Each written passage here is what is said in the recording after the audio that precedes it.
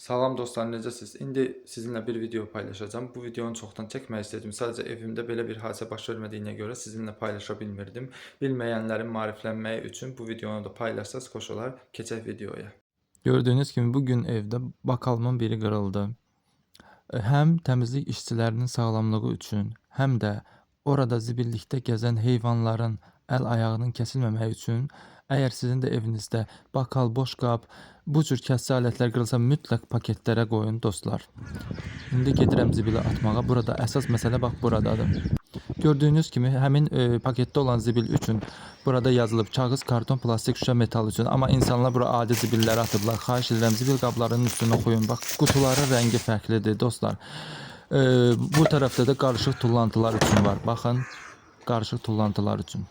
Ən sonda gördüyüm mənzərə də bir başqa idi ki, skuterdən istifadə edib gətirib onu birbaşa zibilliyin yanında qoyasan.